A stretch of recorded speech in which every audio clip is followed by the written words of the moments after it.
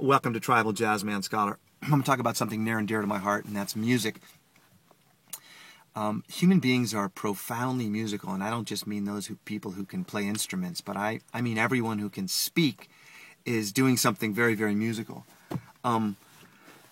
Language is an innately musical phenomenon, and I'll explain why that is.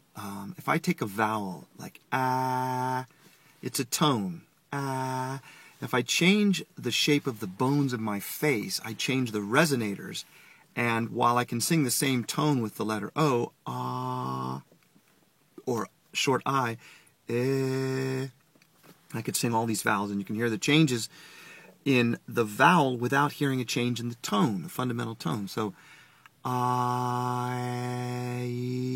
O, those are the 5 short vowels in English, and they're all being sung with the same tone. So that tone is a fundamental wave. It's called a sound wave that vibrates the eardrum, which triggers these 3 bones in the inner ear that sends neurons to the brain. And your brain identifies not just the tone, because it's not the tone that gives the vowel its essence.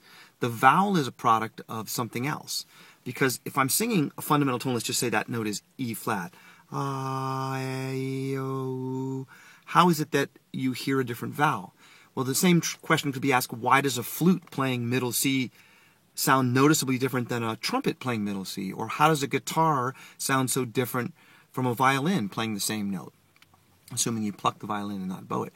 The reason is that every tone that's not electronically generated, some perfect sine wave tone, every tone has, of course, this fundamental wave, but also there are very inaudible, not consciously audible, but there are audible overtones, which are other vibrations of the airwaves that occur in very specific sequences above the fundamental tone. So when I sing, there's an octave above, there's a fifth above that, there's a fourth above that, there's a sequence of overtones that are sounding. If I could remove the fundamental tone, you would hear these overtones, and they give a certain quality. That's what makes a flute sound like a flute when it plays middle C versus a trumpet, which has a different, it's not the series of overtones, it's the intensity of the individual overtones. So imagine it's a whole package of tones, and it's the same with every instrument, except certain instruments have the overtones with different intensities, and that gives the color flavor to an instrument's sound. Well, when I say a vowel, the resonators are the bones of my face and skull, and so I say ah, and when I close my mouth, stretch my cheeks, change the pressure of the muscles on my bones, I change the resonant intensity of the overtones. So here's the human brain at an incredibly fast rate receiving vowel sounds as fundamental tones, and embedded within the fundamental are these overtones with different intensities that are they're actual sound waves vibrating the eardrum. So the fundamental has this vibration that it constitutes probably over 95% of the actual dynamic volume, and then you have this small 4 to 5% that's made up of all these overtones with different intensities. So the human brain is receiving those sound waves, analyzing the overtone intensities, and then therefore identifying the vowel and knowing what the word is that's being spoken at an incredibly fast rate, upwards of, what do we speak, something in the neighborhood of 250, 300, 400 words a minute, with each word having 2 to 3 vowels. That's 1,000 vowels in a minute. And the brain is analyzing the overtones of every single vowel to identify the vowel. If you were to change the vowels in a sequence of words, it would be incomprehensible. So, to say the boy walks, if I change those vowels to though buoy weeks, it changes it and you can't understand what I'm saying. So this is all to say that the human brain is not only doing tremendous computational algorithms, but it's also doing it with respect to tonality.